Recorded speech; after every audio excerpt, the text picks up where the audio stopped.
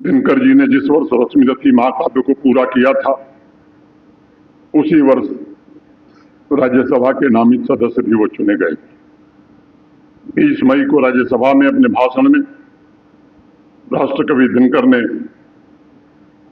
कहा था कि बहुत से काम ऐसे होते हैं जिन्हें हमारी अगली पीढ़ी पूरा करे, और बहुत से काम ऐसे होते हैं जिसे आगे आने वाली पीढ़ी को पूरा करना होता है। हम सबको गर्व है कि नई पीढ़ी के शूरवीर बहुत से कार्यों को पूरा कर रहे हैं।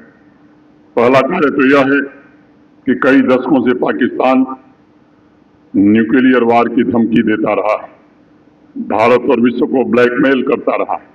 ऑपरेशन सिंदूर के द्वारा भारत ने स्पष्ट संदेश दे दिया है, भारत अब न्यूक्लियर ब्लैकमेल सहने वाला नहीं है। दूसरा, भारत ने ग्लोबल कम्युनिटी को भी बता दिया है कि अब एक भी आतंकी घटना को एक्ट ऑफ वार माना जाएगा।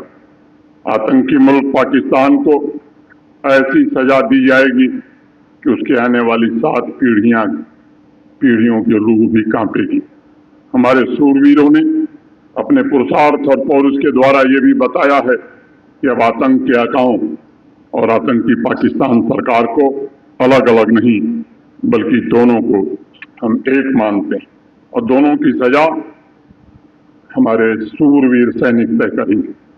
आतंकी मुल्क पाकिस्तान की एक और सजा तय हुई है। भारतवासियों के हक का पानी अब उसे नहीं मिल सकेगा।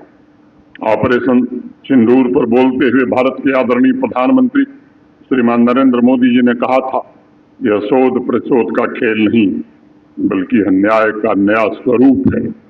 हमारे बहादुर जवानों ने पाकिस्तान के सीने पर प्रहार किया है।